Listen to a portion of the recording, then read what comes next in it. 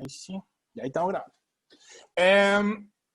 Y lógicamente, lo que vimos de célula, asociado lógicamente a teoría celular, dijimos que la célula era el componente básico de la vida, ¿ya? Por lo tanto, para ser el componente o la unidad mínima que estructura a los seres vivos, tenía que ser la mínima unidad anatómica, porque todos los seres vivos estaban compuestos por células, todos los seres vivos funcionaban gracias a las secreciones y en la forma y estructura interna de la célula, por eso decíamos que era la mínima unidad funcional. También dijimos que era la mínima unidad de origen, porque todo en su interior contenía todo lo necesario para formar un individuo de cero. Y ahí mencionamos un poco el experimento de la oveja Dolly y, lógicamente, la capacidad de formar clones, ¿ya? La oveja Dolly, lógicamente, era la formación como de un gemelo artificial, pero en realidad la clonación viene aplicándose desde tiempos inmemoriales, desde que existe el proceso de formación de gemelos, ¿ya? Que los gemelos en cierta forma son clones genéticos uno con otro, no los mellizos son diferentes, ¿ya? Y lo explicamos en la clase pasada y dijimos que los gemelos se formaban de una única fecundación, a diferencia de los mellizos que eran dos fecundaciones, por así decirlo, de forma simultánea, ¿ya? Y lógicamente por eso un mellizo o los mellizos podían tener diferencia sexual, uno podría ser niño, el otro podría ser niña, en el caso de los gemelos no, los dos son niños o niñas, porque el sexo ya se había determinado. Ya, entonces, hoy día vamos a ver esencialmente las células bacterianas, las células procariontes, ya que son las células más básicas, más simples, por así decirlo. Y vamos a hacer una pequeña comparación con las células más complejas, que son las células eucariontes, y que las células eucariontes, principalmente la diferencia en su estructura, ¿ya? La estructura procarionte es mucho más sencilla, mucho más simple, a diferencia de la eucarionte, que al ser más compleja puede tener una mayor variedad de funciones, ¿ya? Las células procariontes, las bacterias, se dividen rápido, comen rápido, viven relativamente con un metabolismo relativamente acelerado, entonces sus poblaciones aumentan en número rápidamente, pero sí también mueren de la misma forma, ¿ya? Espérenme, que me están escribiendo. Ya, ahí sí. Entonces, vamos a ver gran parte de las estructuras procariontes. A ver, ¿qué tiene que quedar claro? Que tenemos dos tipos de células, ¿ya? Tenemos las células que son las células más básicas, ¿ya? Que no conforman un tejido específico, y ahí es donde cae la definición de las células bacterianas o células procariontes, ¿ya? Las células procariontes, las células bacterianas pueden llegar a formar agrupaciones celulares, pero que nunca son más complejas o tan complejas como para formar un tejido, ¿ya? Ahí hay una pequeña diferencia, a diferencia de los eucariontes, que lógicamente sí pueden formar un tejido, ¿ya? Y lógicamente de ahí en adelante los siguientes niveles de organización. Ahí teníamos tejido, órgano y sistema, ya para después formar el organismo. Lamentablemente la célula procarionte, normalmente la célula procarionte es un organismo unicelular, como tal es el mismo organismo la célula, y que tiene una compartimentalización o unas divisiones internas relativamente sencillas en comparación a una célula eucarionte, ¿ya? Entonces aquí ustedes pueden ver a la célula de procarionte que vamos a tomar como ejemplo. Normalmente las bacterias, bueno, existen 3, 4 formas distintas de bacterias, ¿ya? Tenemos las que tienen forma de esfera, tenemos bacterias que tienen forma de palito, tenemos otras que tienen forma espiralada, ¿ya? Y mezclas de estas, pues, o sea, puedo tener mezclas de palitos con esfera, espirales con palitos, etcétera, ¿ya? Y las puedo ir juntando, ¿ya? Y van a tomar distintos nombres. Por ejemplo, los streptococos. ¿Qué me dice ese término o esa definición? Me dice que es una agrupación de bacterias con forma de esfera y que no superan más allá de 2 juntas, ¿ya? Aún así, son 2 bacterias o 2 células juntas que no forman un tejido. Sí se agrupan entre sí, pero no forman un tejido, ¿ya? Paréntesis, les menciono al tiro para que no se asusten. Creo que la semana pasada también me pasó. He tenido problemas con mi internet. BTR anda, pero horrible. Yo creo que todos los que tenemos BTR sufrimos con BTR. Así que no se extrañen si se me cae internet, ¿eh? Porque se me va a volver a reconectar el Zoom en el caso que se me caiga internet. Les aviso para que por si se dan cuenta que se me queda pegada la transmisión, ya es porque lo más seguro es que se me va a caer, ¿ya? Ya, volvamos entonces a las células procariontes. ¿Qué tenemos que considerar con una célula procarionte? Y lo vamos a ir viendo progresivamente. A ver, miren esa figura y fíjense qué estructura no reconocen o nunca habían escuchado de ella. Voy a cerrar las cortinas, vengo al tiro. Mírenla mientras tanto.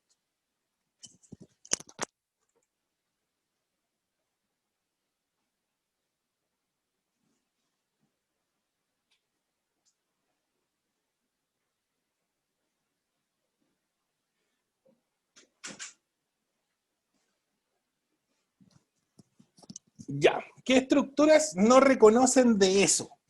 ¿Cuál de ellas nunca la habían escuchado, nunca la habían visto? Vamos a ir marcándola al tiro. Ahí sí. Ya. Escríbanmela por último, si no, no tienen micrófono, porque hay algunos que no tienen micrófono, no tienen cámara. Si quieren lo pueden escribir ahí en el chat qué estructuras las no conocían o las conocían todas. Y también puede darse que hayan visto la célula bacteriana y le hayan explicado todo lo que aparece ahí. A mí solamente hay dos que nunca las había escuchado. ¿Cuáles? A ver, marquémosla al tiro. El mesosoma creo que dice. Mesosoma, acá abajo está el mesosoma, ¿ya? Eso y el pili, nada más. Y los pilis, que en cierta forma están muy relacionados los mesosomas con los pilis. Ya, la explicamos al tiro. ¿Quién más? ¿Qué otro término? El plásmido, dice el Benjamín. A ver, ¿dónde está el plásmido? Al lado del mesosoma. De hecho, la importancia, y el plásmido, por cierto, es característico de las células bacterianas, lo vamos a explicar al tiro. ¿Qué otra más? El flagelo yo creo que les suena, ¿no es cierto? O la pared celular, o los ribosomas, que son como los más comunes, ¿ya? Y el término nucleoide, ¿no les suena? ¿Lo habían escuchado alguna vez? El nucleoide. Voy a marcarlo de otro color. Ahí está, nucleoide. Suena como a núcleo, pero no núcleo como tal, pues, como un pseudonúcleo. Eso hace referencia al nucleoide. Ya, vamos entonces con las estructuras básicas de una célula procarionte, antes de pasar a explicar lógicamente ahí las que mencionaron ustedes. A ver, una bacteria, principalmente, tenemos que entender que tiene similitudes y diferencias con una célula eucarionte animal, que son las células nuestras principalmente, y las células eucariontes vegetales, porque las células eucariontes hay de dos tipos, animales y vegetales. Ya. Ellas sí pueden formar tejido, ellas tienen organelos y son muy complejas en funcionamiento. Piensen, por ejemplo, que una célula vegetal genera su propia glucosa para mantenerse funcionando. Eso, lógicamente, un animal no lo puede hacer. Un animal se come, por así decirlo, a otro organismo vivo para mantenerse energéticamente funcionando. Y esa es una característica propia de los animales y las células animales, ¿ya? Cosa que un procarionte jamás va a poder hacer. El procarionte a lo más podría hacer algo similar a la fotosíntesis, pero tampoco en un 100% igual a como lo hace una célula vegetal, una planta, ¿ya? Lo primero con la célula procarionte es que tiene una estructura, vamos a ir colocando, no, vamos a ir marcándolo, ¿no? ¿Ya? Para indicar que ya los vimos. Vamos a cambiar de color, sí, porque para que no confundamos. Ya, lo primero que tenemos que entender es que todas las células, todas, sin diferenciación, ya sea procarionte o eucarionte, todas las células por igual, tienen, primero que nada, ribosomas, ahí lo marcamos, tienen membrana celular, ¿ya? Y aparte de eso tienen, y aquí sí que voy a tener que escribir forzosamente, tienen ADN, ¿ya? En qué forma, cómo se encuentre y dónde esté estructurado ese ADN es lo que puede cambiar, ¿ya? Pero tienen ADN de una u otra forma. Tienen ácidos nucleicos, tienen adenina, timina, citosina, guanina, todos, sin excepción. Todos los seres vivos de este hermoso planeta Tierra tienen nucleótidos y tienen esos 4 nucleótidos conformando su ADN. No hay otro.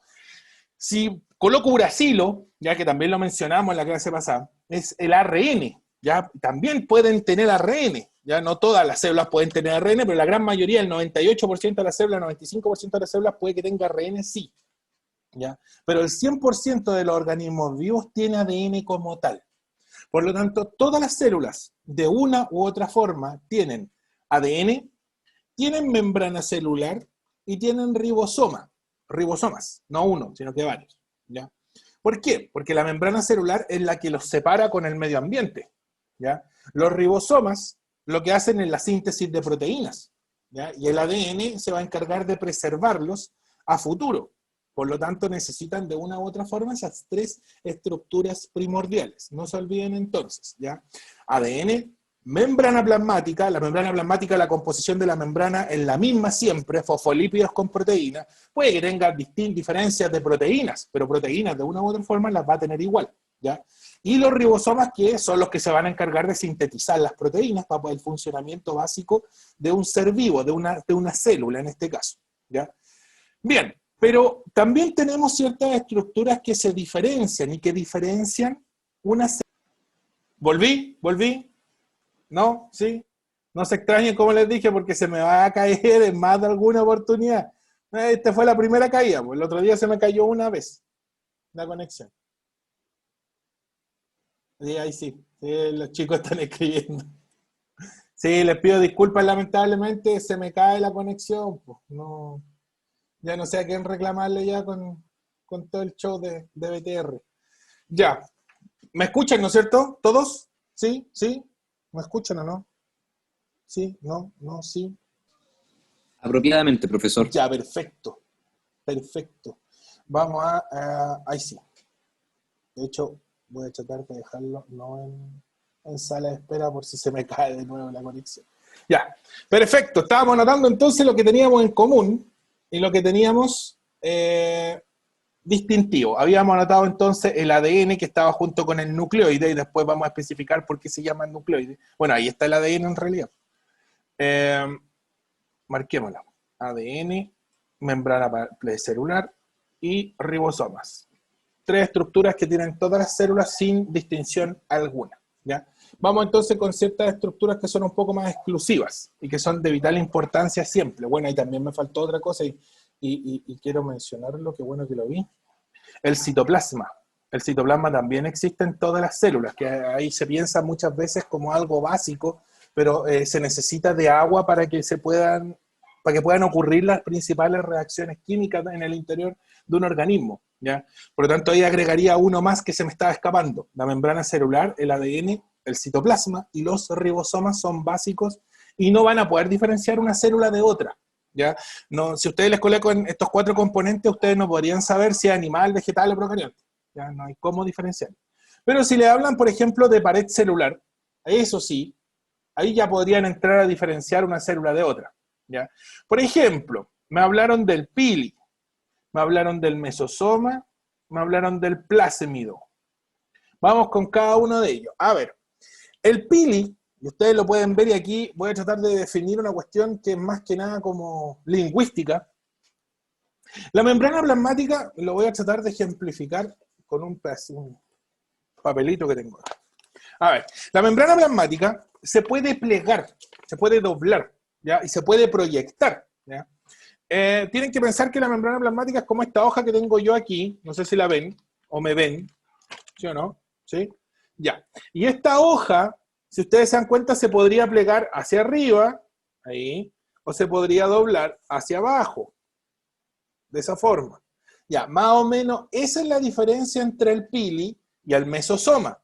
Porque si ustedes se dan cuenta, el pili es la membrana plasmática. ¿Dónde está mi mouse? ¿Dónde estoy? Ahí sí. El pili es la membrana plasmática que se dobla hacia afuera, se pliega hacia afuera. En ese caso se habla de evaginación, claro, evaginación. Es una proyección hacia arriba, en este caso, como tengo yo la hoja así. Pero si se llega a plegar hacia el interior, hacia adentro, de esa forma, ustedes tendrían un mesosoma. Por lo tanto, el mesosoma es un pliegue hacia el interior de la membrana plasmática. Es como que la célula se dobló hacia adentro un poquito, ¿ya? Y esa es una marca para poder facilitar la división celular. Por lo tanto, lo que hace el mesosoma es plegar la membrana o se forma producto de un pliegue de la membrana hacia adentro y facilita la división celular. ¿Por qué? Muy sencillo. Porque si ustedes son la célula y se quieren cortar, ¿dónde está el mouse? Lo tengo perdido, aquí está. Miren, y ustedes se quieren dividir, es más fácil dividirse si en este espacio que estoy marcando aquí, lamentablemente el color no me favorece. Vamos a cambiar. Ahí sí. Si ustedes se pliegan, y se pliegan hacia adentro, por así decirlo, pueden cortar la célula en este punto, y es más rápido cortar ese punto que está ahí que cortar el punto completo que estoy marcando yo acá.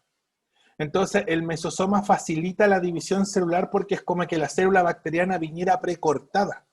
Entonces, la membrana, como ya está plegada hacia el interior, termina de plegarse y rompe a la célula por la mitad y genera dos mitades iguales. Por lo tanto, el mesosoma, eso es un pliegue hacia el interior de la membrana que facilita la división celular, ¿ya? El pili es todo lo contrario, es un pliegue que no es hacia adentro, es una proyección, va hacia afuera.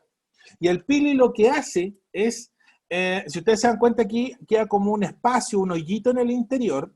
Ya, los pilis son como agujas con las que a nosotros nos vacunan. Entonces los pilis de las bacterias chocan, se tocan entre sí, y cuando se juntan son capaces de pasar información a través de los pilis. Entonces, de esa manera las bacterias consiguen como un mecanismo de comunicación celular. ¿Y qué es lo que mueven? ¿Qué es lo que pasan a través del pili? Lo que ustedes mismos me preguntaron, los plásmidos. Entonces, el plásmido, que ahí está, es una porción de material genético bien particular que pasa por este tubo, que es el pili, hacia la otra célula, y de esa forma esa porción de ADN, de material genético, se puede incluir en la nueva célula a la que yo se lo estoy entregando, ¿ya? Por lo tanto, los pilis permiten la comunicación porque hace que las células choquen entre sí o se tomen contacto entre sí y se fusionen y pues puedan ser capaces de mover información. ¿Qué información mueven? Los plásmidos. Los plásmidos son pequeñas porciones de material genético y yo creo que aquí han escuchado muchos acerca del término de la resistencia bacteriana. ¿Cuándo se da, por ejemplo, la resistencia bacteriana? A ver, yo creo que en más de alguna oportunidad ustedes han estado muy enfermos, han ido al doctor y el doctor les ha dado antibióticos, ¿ya? El término antibiótico, el nombre lo indica, es antibio, es antivida. Por lo tanto, lo que va a hacer el antibiótico es eliminar todas las bacterias de su organismo. Puede haber un poco más específica un antibiótico que otro, y depende, lógicamente, de la fuerza que tenga el antibiótico y la función o lo que vaya a hacer sobre ciertas bacterias, ¿ya? Entonces, si ustedes, por ejemplo, tienen una infección bacteriana, no viral, porque cuando la infección es viral, como la del COVID, por ejemplo, no la pueden tratar con antibióticos porque sería inútil. ¿Ya? Le estarían disparando, estarían pegándole al aire, porque al final el virus no está vivo, ¿ya? El antibiótico destruye a la bacteria, localiza la bacteria, destruye a la bacteria y prácticamente destruye a toda la colonia, ya que está afectando al organismo. Y quedan muy poquitas bacterias porque siempre van a existir bacterias que van o a aprender a hacerse resistentes o que son resistentes producto de pequeñas mutaciones en su estructura del ADN. Entonces, la célula bacteriana cuando se divide, muchas veces va cambiando un poco el ADN que tiene, ¿ya? Y de esa forma van haciéndose también más resistentes algunas, no todas, muy poquitas. Cuando un antibiótico o un agente externo es muy fuerte y podría eliminar por completo a la colonia, se empiezan a generar estas porciones de material genético exclusivo que se llaman plásmidos, que es como el código para resistir, ¿ya? Entonces, yo aprendí a hacerme resistente. Yo soy buena gente. Genero una copia de este código para resistir a este agente antiviral, perdón, antibacteriano, o a esta gente que está afectando mi colonia. Yo lo guardo y lo dejo lo más cercano a la membrana plasmática. Por eso es que ustedes pueden ver que el plásmido está cercano a la membrana plasmática. De tal forma que rápidamente la bacteria choque con otra, sus pilis tomen contacto y a través del pili pueda pasar ese pedacito de plásmido y yo como bacteria vacune a mi célula hermana. Y de esa forma, si mi célula hermana no conocía el código de resistencia, ahora se ha vuelto resistente y rápidamente van a poder proliferar y defenderse frente a este agente, por ejemplo, antibiótico, ¿ya? O a este agente que está afectando la colonia.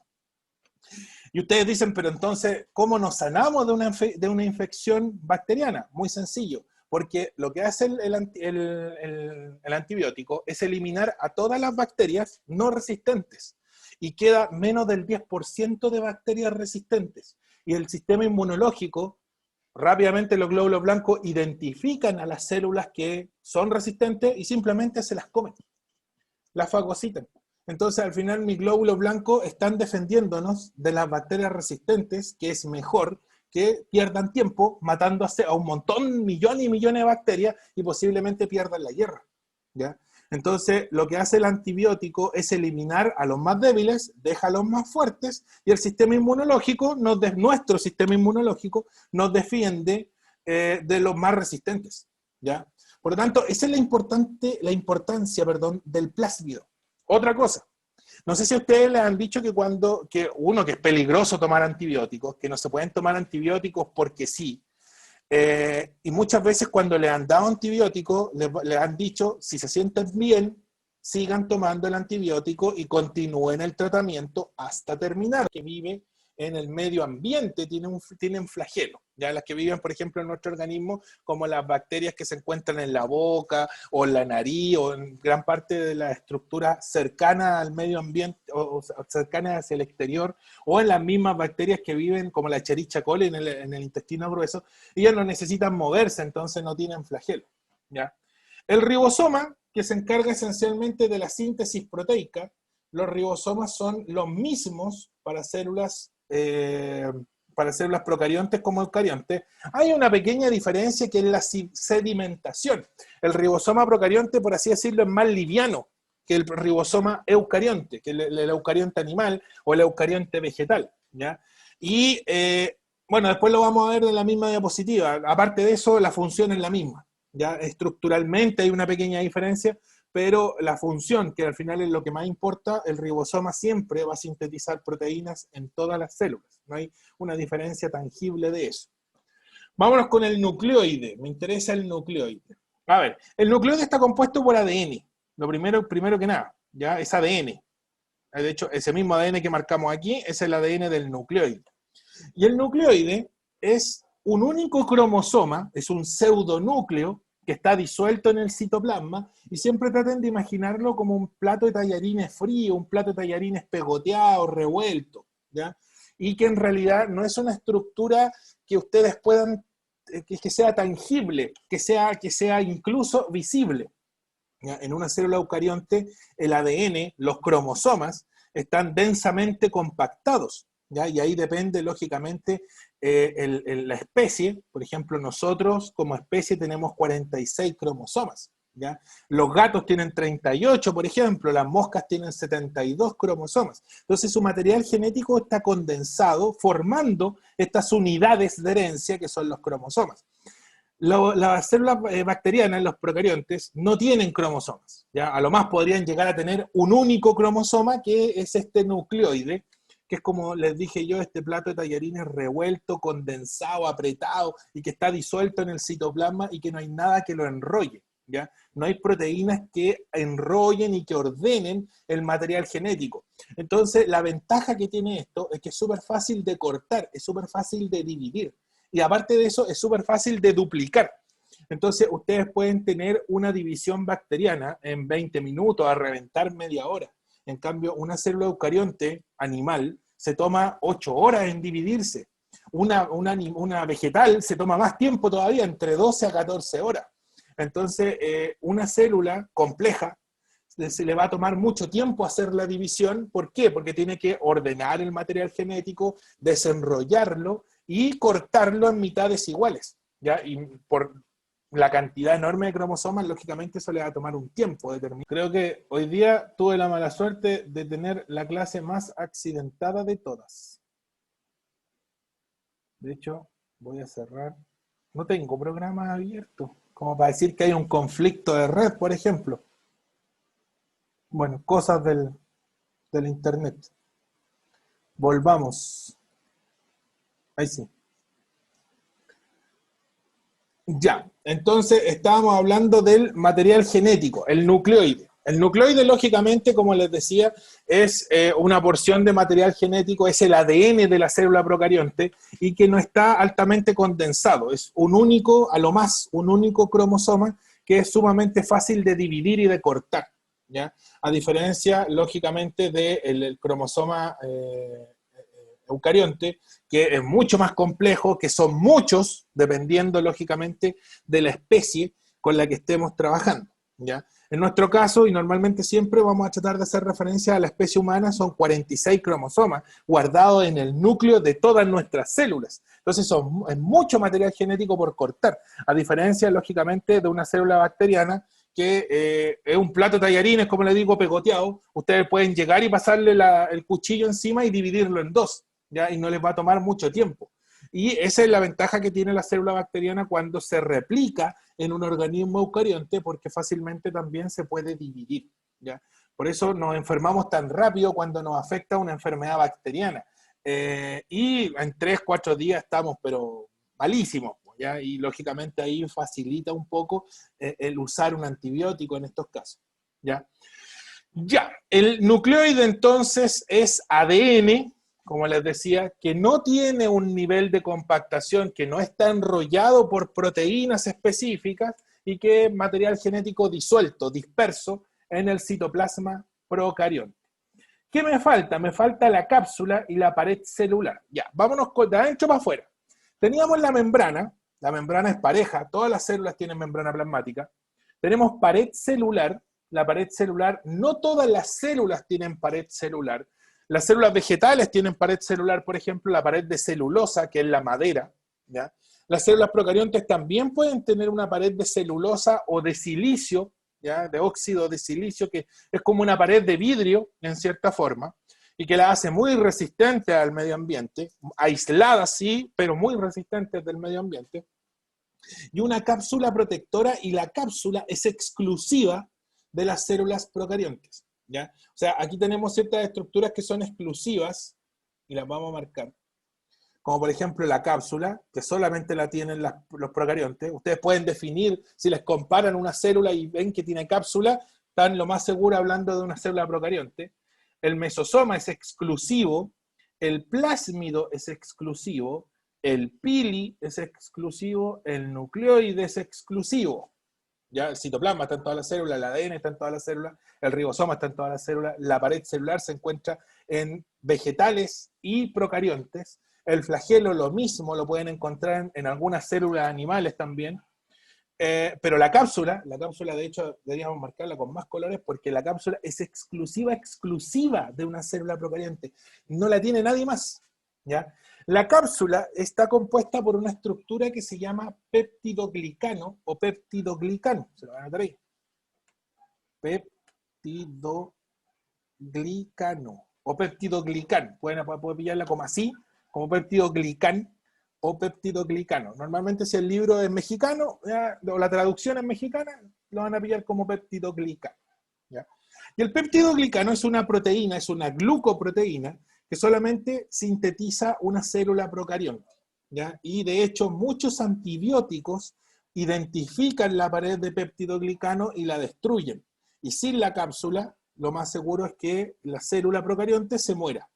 Por lo tanto, hay muchas enzimas que facilitan la respiración celular, que mantienen viva a la célula procarionte, y esas proteínas se encuentran en las células, en la barrera o en la cápsula, de peptidoglicano, ¿ya? Entonces, si yo ataco la barrera o la cápsula de peptidoglicano, la célula procarionte lo más seguro es que se me muera. Hay muchos, como les dije, antibióticos, como por ejemplo uno de los más comunes, la tetraciclina, ¿ya? O la ampicilina, la amoxicilina, que yo creo que todos alguna vez han tomado amoxicilina cuando eran chicos con sabor ese horrible sabor a frutilla, ¿ya? Ese sabor a frutilla, ese remedio horrible con sabor a frutilla, lo que hace es identificar la cápsula de peptidoglicano de las bacterias y destruirlas, y las bacterias prácticamente se mueren al contacto con el antibiótico, ¿ya? Dejando solo a las más resistentes y mi sistema inmune defendiéndome de esas que son más resistentes, ¿ya? Por lo tanto, la cápsula es una estructura exclusiva. Las células procariontes como que en cierta forma viven gracias a que tienen esta protección de peptidoglicano, y como les digo, un antibiótico es selectivo, no mata mis células eucariontes, porque lo que hace es buscar la barrera de peptidoglicano que es exclusiva de una bacteria. Entonces lo más seguro es que mate todas las bacterias que encuentre en su paso. Ya, de hecho, si ustedes toman antibióticos por mucho tiempo, tienen la tendencia a descomponerse el estómago, como que les da diarrea. ¿Ya por qué? Porque la Escherichia coli, que está en el intestino grueso, al tomar contacto con el antibiótico, que también el Escherichia coli tiene una barrera de peptidoglicano, se va muriendo. Entonces es lógico que se les descomponga el estómago. En realidad no es que se les descomponga el estómago, se les descompone el intestino grueso. ¿Ya? Entonces tienen diarrea porque están perdiendo, están matando con este antibiótico que están tomando sus bacterias simbióticas que tenemos nosotros en el intestino grueso. ¿Ya? Ya, peptidoglicano, les pido disculpas hoy día, chiquillos, porque hemos estado súper cortados. No se olviden entonces que la cápsula es exclusiva, solo las células procariontes la tienen, no así la pared celular. Las vegetales, las células vegetales, eucariontes vegetales, tienen pared celular también, por lo tanto la pared celular no es exclusiva. ¿Ya? El mesosoma es exclusivo también, lo van a encontrar solo en procariontes. El plásmido también lo van a encontrar en procariontes, los pili y el nucleoide, que era este ADN, que es como un plato de tallarines, le dije yo, que está revuelto, poco condensado y que es sumamente fácil de cortar. ¿Ya? ¿Alguna pregunta con las estructuras que hemos visto hasta el momento?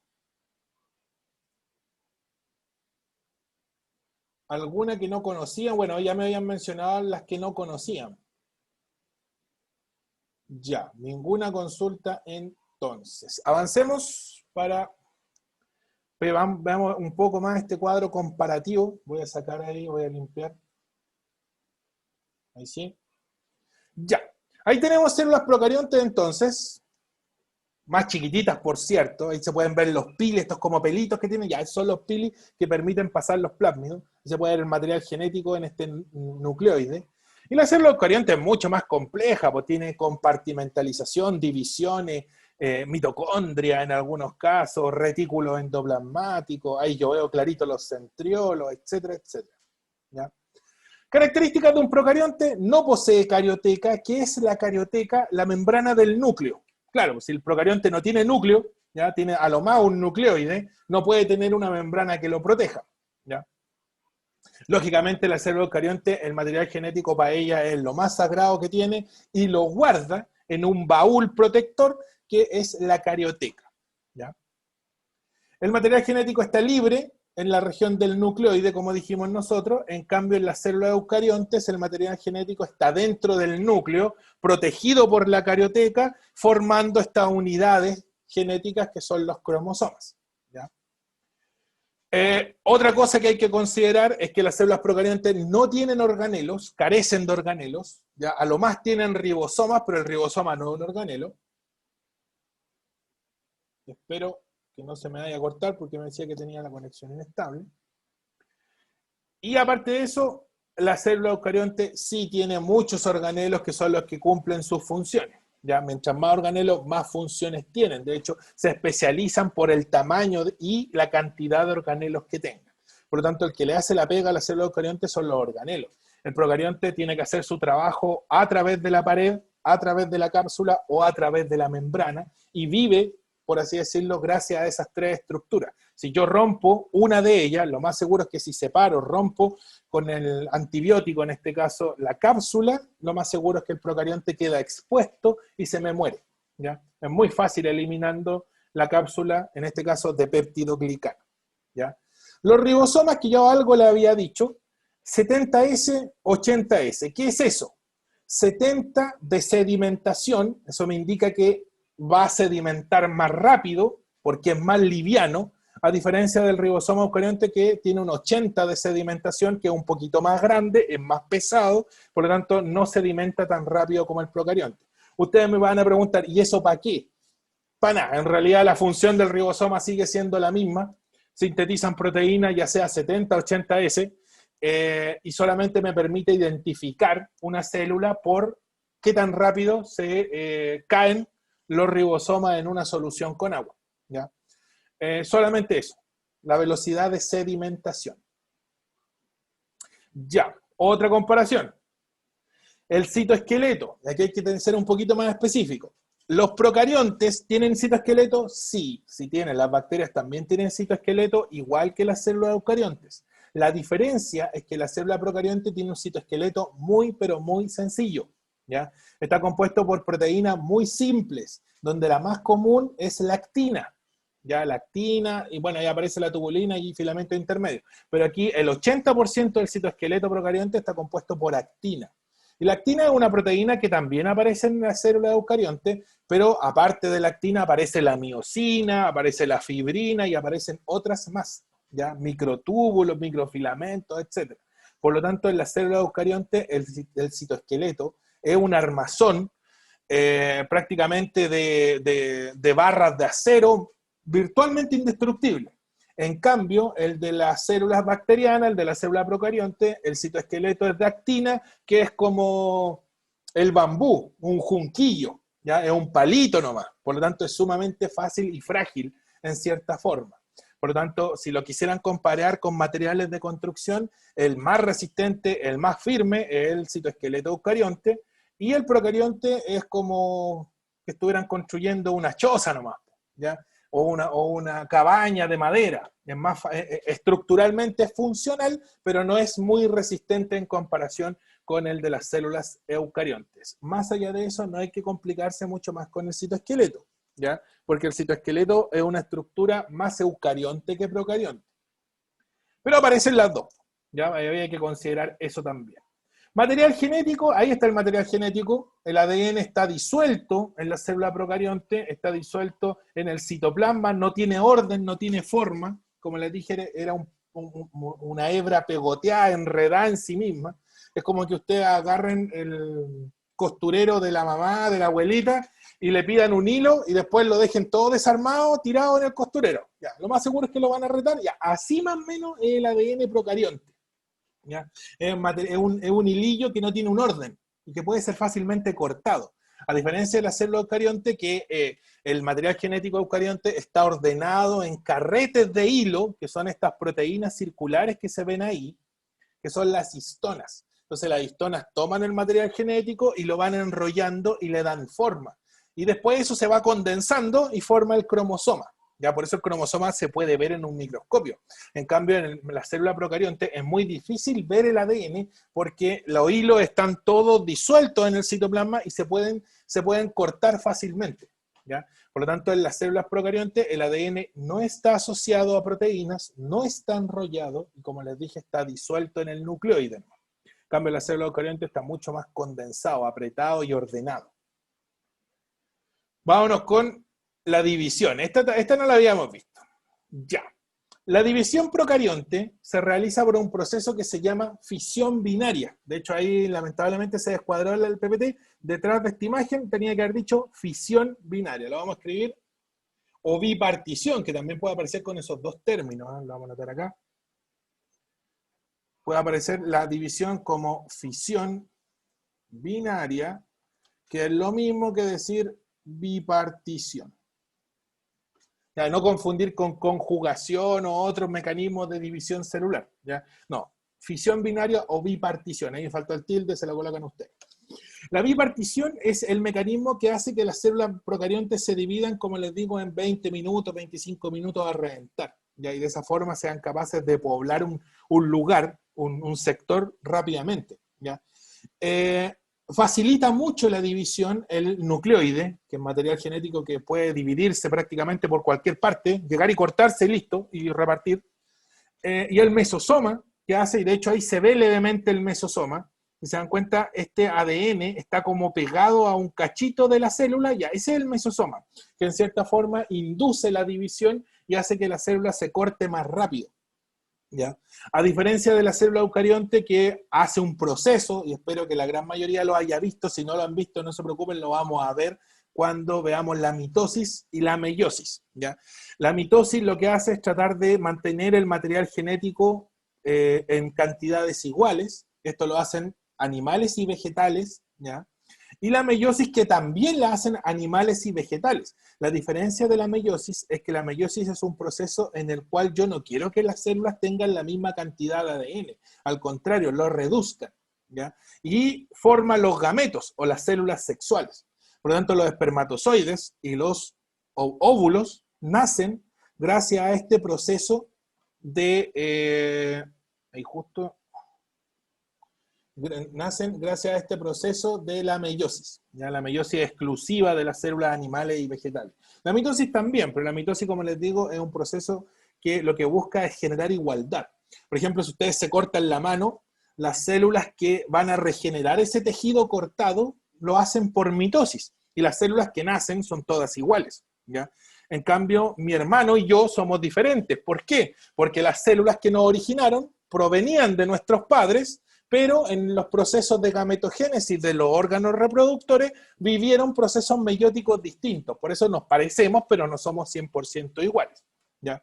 Por lo tanto, esa es la diferencia esencialmente de la mitosis y la meiosis. La meiosis genera variabilidad, la mitosis no, ¿ya? Las células procariontes, la variabilidad que tienen está limitada a la cantidad de divisiones que tienen, ¿ya? Y si se hacen resistentes, lo hacen normalmente por mutación, casi al azar, ¿ya? Entonces, no es muy controlado el proceso de división, ¿ya? El que sea fácil y sea rápido no lo hace muy perfecto, a diferencia del eucarionte, que sí tiene un grado de perfección bastante alto, ¿ya? Igual tiene errores, pero son más controlados, ¿ya? La pared, hablamos de la pared algo, ¿ya? Ahí se menciona un poco el péptidoglicano, que es como una estructura que protege a los procariontes y que está por fuera, ¿ya? Es exclusivo de los procariontes la cápsula de péptidoglicano, o glucano, como aparece ahí, que es lo mismo. Y en la célula eucarionte, el único o la única célula que tiene pared son las vegetales, ¿ya? Las células animales no tienen pared celular, no tienen cómo protegerse. Los hongos, que bueno, los hongos son como un reino intermedio, son bien ambiguos los hongos en ese sentido. Algunos tienen celulosa, algunos hongos, otros tienen una estructura de sílice, son bien, como les digo, bien complejos, ¿ya? No todos los hongos, de hecho, hay hongos que son fotosintetizadores, hay otros que no pueden ver la luz del día, de hecho viven en oscuridad, incluso hasta algunos son bioluminiscentes, generan como su propia luz, ¿ya? Pero en el caso de los animales no tenemos nosotros pared celular y por eso somos blanditos, ya no somos rígidos como tocar el tallo del tronco de un árbol, pues eso se debe, esa rigidez, esencialmente a la celulosa. Las bacterias se protegen por esta barrera de péptidoglicano y que nosotros descubrimos cómo romper con el uso de los antibióticos. Antiguamente se operaba sin antibióticos y las infecciones, normalmente si la persona no se moría en la operación, se moría por la infección, ¿ya? Una u otra. Desde que se descubrió en 1923, si no me equivoco, los primeros antibióticos, y se masificaron en la Segunda Guerra Mundial, es que aprendimos a defendernos de las bacterias, ¿ya?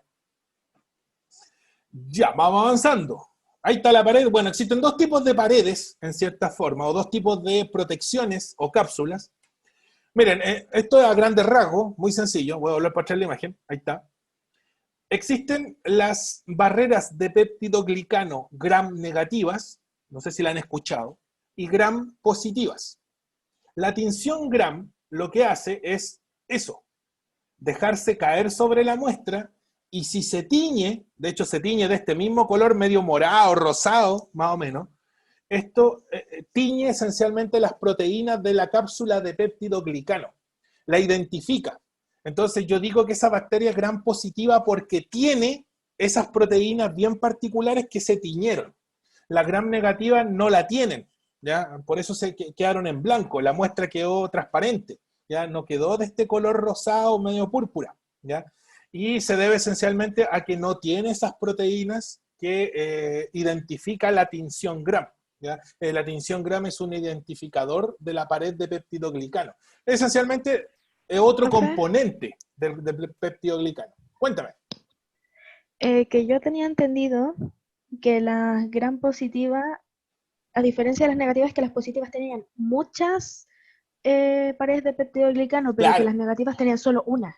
Claro, tienen una pared muy, muy débil. De hecho, aquí se ve que está como entre medio de las capas proteicas, ¿ya? Entonces, es muy difícil poder conseguir teñirla, porque lo más seguro es que la tinción no sea capaz de pasar la bicapa fosfolipídica o la membrana externa. ¿Por qué? Porque estos pelitos que están acá no permiten el paso, por así decirlo, ¿ya? En cambio, claro, la gram positiva tienen muchas, pues tienen un verdadero tejido de proteínas que es muy difícil O sea, es muy fácil poder teñirlo, no muy difícil. Es muy fácil poder teñirlo. Sí, efectivamente, así es. ¿Alguna otra acotación o consulta? Esencialmente esto es para poder identificar una bacteria, ¿ya? Y poder verla, de hecho. Tengo que aplicar otra tinción, no me acuerdo cómo se llamaba, tengo que aplicar otra tinción para poder verla en un microscopio. Ahora, la gran mayoría de las bacterias son gram positivas, el 70-75% de las bacterias son gram positivas, ¿ya? Entonces es muy fácil poder identificarla. Es más masivo también la barrera múltiple de peptidoglicano. Ya, esta parte también es interesante. Metabolismo. Creo que esta es la última. A ver, mucho cuidado aquí.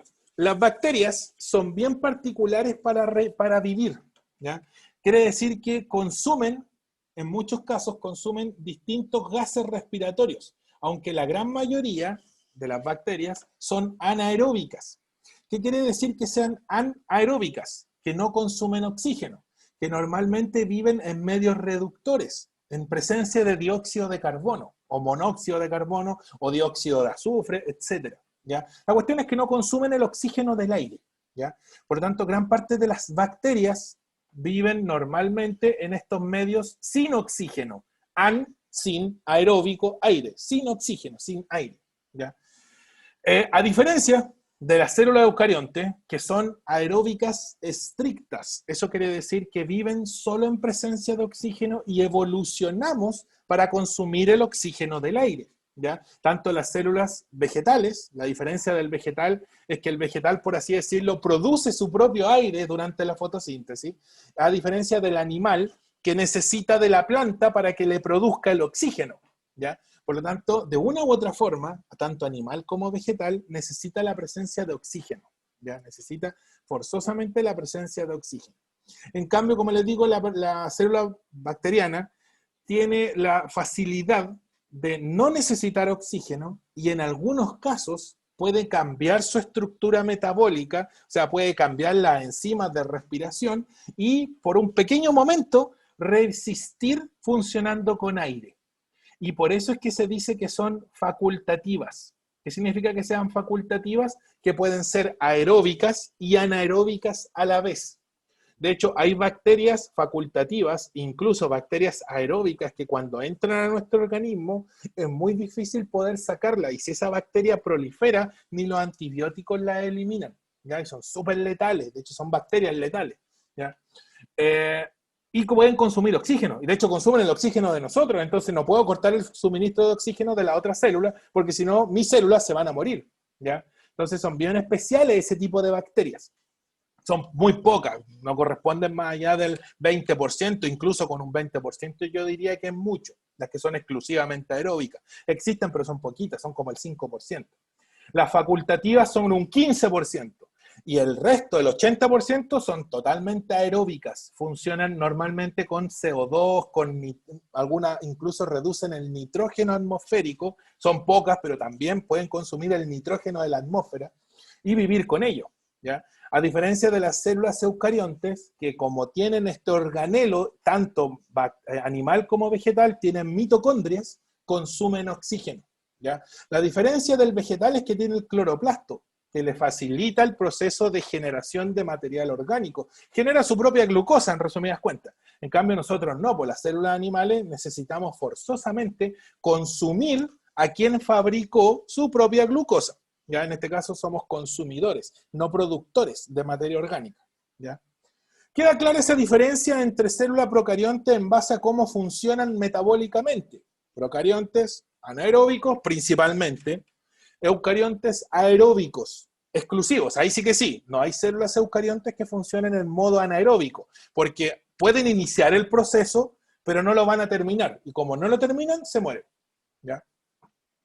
¿Queda más o menos claro? Procarionte, eucarionte.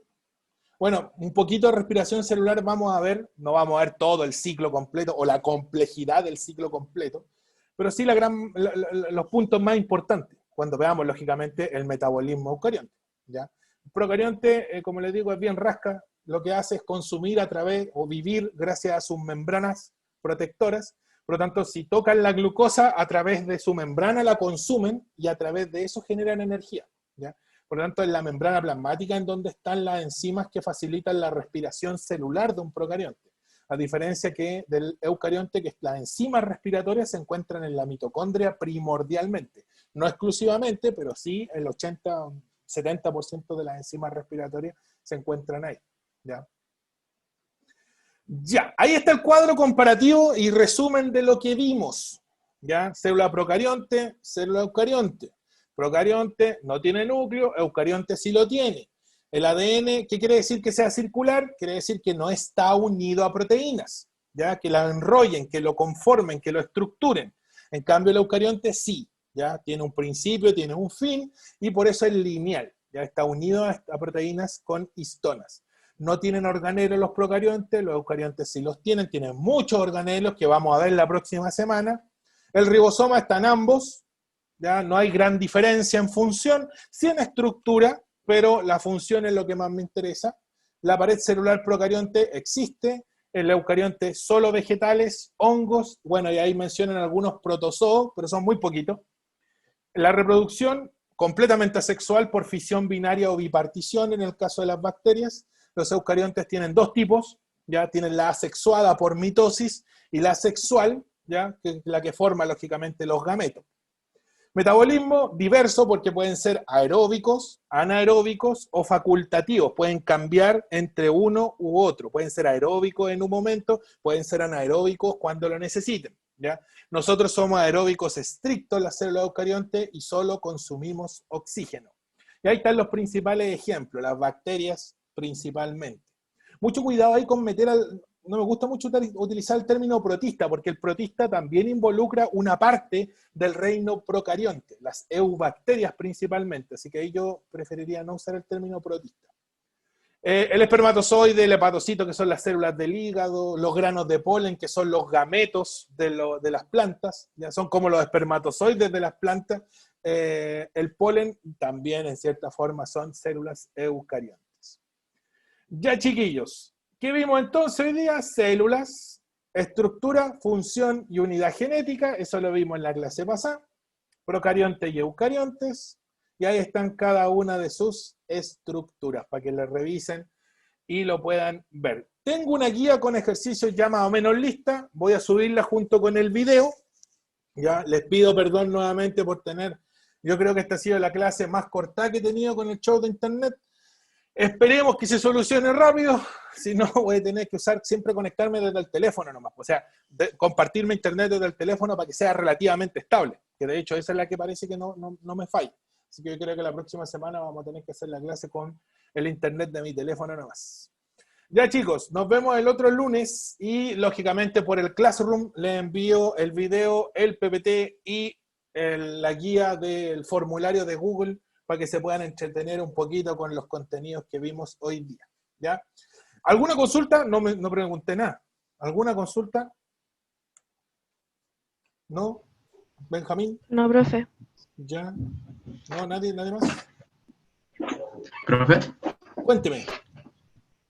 No sobre la materia, pero Dale nomás. ¿qué pasa con la misión de biología? ¿Es el electivo? ¿La mención? ¿Por qué? ¿Cuándo tienen mención? Según el horario que me mandaron era el miércoles. Ya, ¿y no tuviste este miércoles? No, el miércoles No. que pasó. ¿No tuviste? No. O sea, podría ser que el Gmail haya tenido algún problema. Le voy a escribir, ¿ya? Y ahí después te mando el mensaje de lo que me haya escrito el Gmail, ¿ya? Porque el Gmail normalmente ¿Y hace yo? la mención. ¿Ya eso era? Ya, Yo creo recordar que sí hubo. ¿Hubo clases? Me parece que sí, si mal no Ya, recuerdo. voy a preguntarle al Jimmy, porque el Jimmy lo que hace normalmente es, igual que yo, graba la clase. Entonces, si por ejemplo tú, Benjamín, no te pudiste conectar o no te avisó, que puede darse también, te envía el video de la clase. ¿Qué vieron? ¿Qué vieron el viernes? O alguien que haya estado en la clase de lectivo, ¿qué vieron? ¿Qué contenido vieron? Yo también tengo mis clases grabadas y no les envío la grabación de mi clase. ¿No se acuerdan? ¿De que están, o los que están en biología lectivo? Mención. Ya, yo voy a preguntarle, voy a hablarle al Jimmy. Ya, y le voy a preguntar que si es que tuvo un problema, porque yo creo que está teniendo los mismos problemas de internet que tengo yo. ¿Ya? En el peor de los casos, como les digo, le puedo pedir el video, como para que revisen la clase. ¿Ya? Y si la tenemos que repetir más adelante, ahí yo te aviso por Benjamín, para que te puedas conectar. ¿Ya? Ya, chiquillos, nos vemos la próxima semana. Ojalá no se nos caiga tanto. Les pido disculpas lamentablemente por eso. ¿Ya? Ya, chicos, nos vemos. Nos vemos. No, profe. Chaito, cuídense. Chao, profe, muchas Chao, nos gracias. vemos.